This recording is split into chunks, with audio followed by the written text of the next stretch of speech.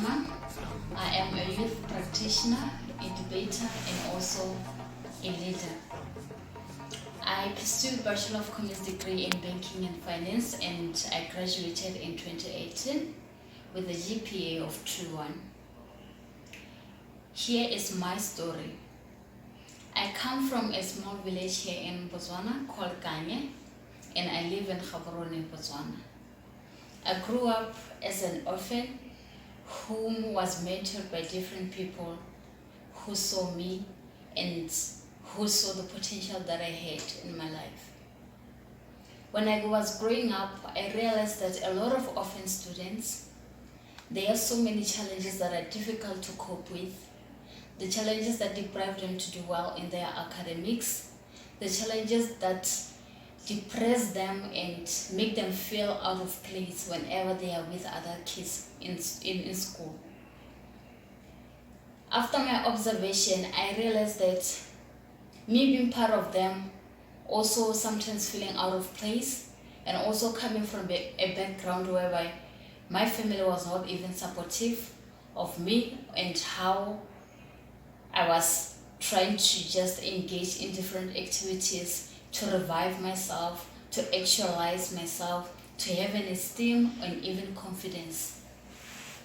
I was like, okay, what is it that I can do to help myself?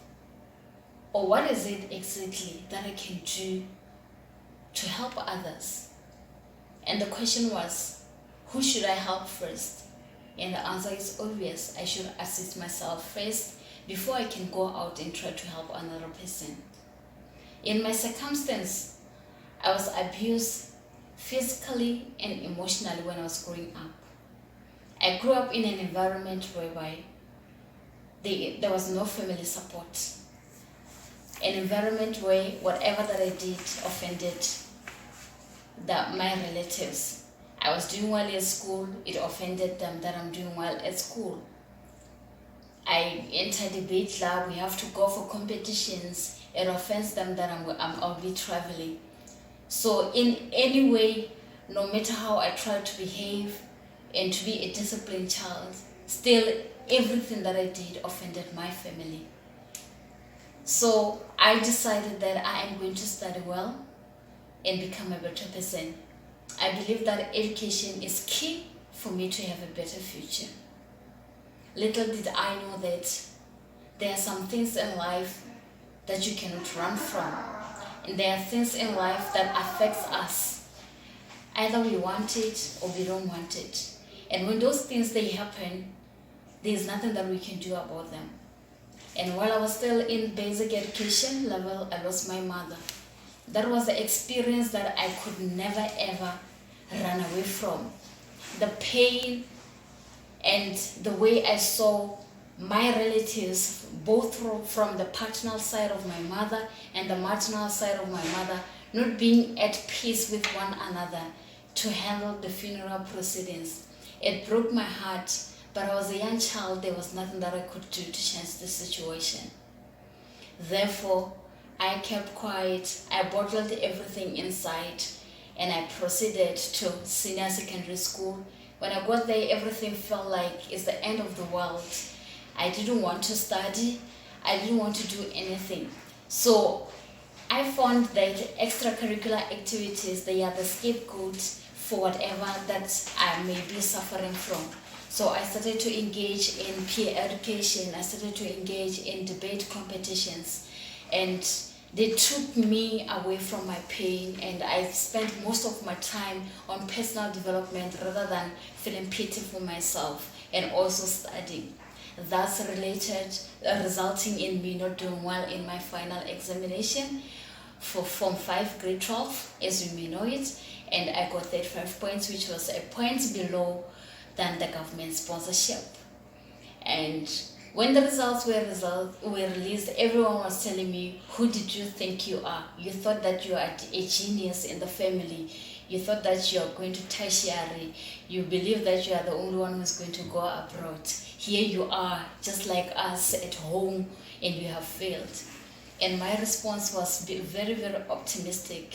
And I made a statement by saying that no matter how my results are, I am going to tertiary education.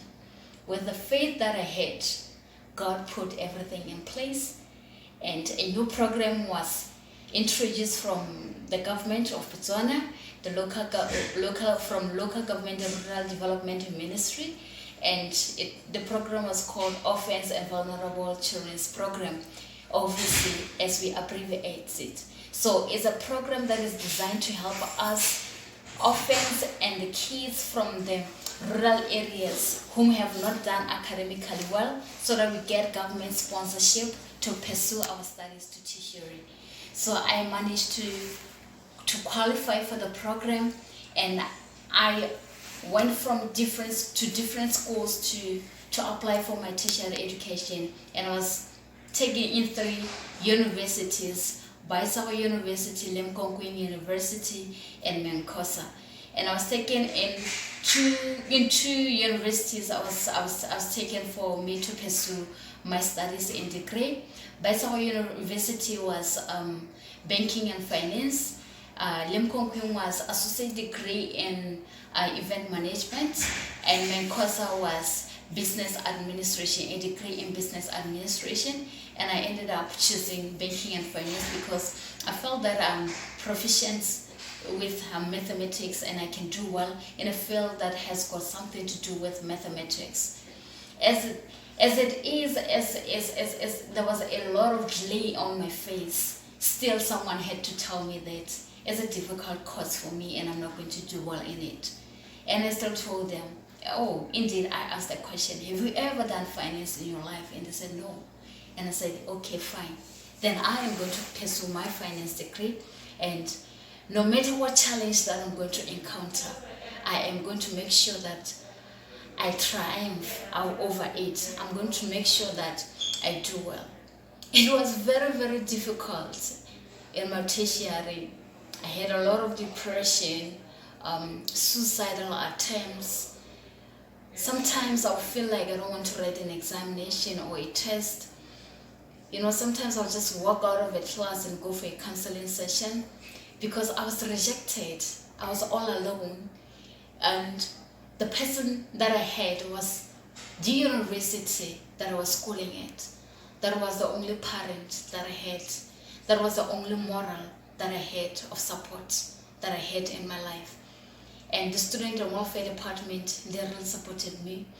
And they said, you know what, you are talented and we believe you can do well if we connect you to do activities that are related to civic engagement. And that's where my journey started of being a leader.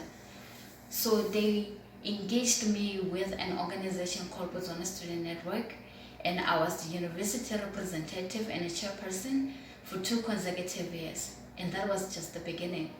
Within a space period of 2 years, I qualified to become a leader within Commonwealth, as I am the Associate Fellow for Royal Commonwealth Society, and I was given a distinction for community development and leadership in developing the lives of the citizens of the Commonwealth and the prospects of them. So that is when I now decided that I need to do a bigger thing, something that I have never ever done. Because what I was used to was just talking to the university students, coming up with an initiative, running with it, implementing it. So now I started a drive of just going to communities, and I was now getting recognition on national platforms where I was representing the youth of Botswana to like National Tobacco Conference, National Youth Peace, where we were evaluating the national development plans, and we're doing a lot of things actually. So now it's like, okay, this is it. This is where I have found my strength, and this is something that I really need to do for my life, because it makes me happy to do it. It gives me so much pleasure to just do a community project, because it reminds me of where I am from, and it reminds me of the potential that is there on the orphaned children, on the less privileged children out there in Botswana, that nobody wants to go to them to assist them. And eventually I qualified to go to United States of America due to my outstanding performance at school and also my leadership engagement activities. And the program that I qualified for was a study of the U.S. Institute on Civic Engagement. U.S. Institute in Civic Engagement. And we went to United States of America, and upon my arrival here in Botswana, I was supposed to start a project. And now my project that I'm doing now is a project that I mentor young kids, young students from rural areas. I mentor them academically, I mentor them on social issues, and I address the problems that they encounter with different stakeholders. So this is my story. I believe that one day I'll have a platform to just share a bigger and a broader way of it and what I'm intending to do in the future.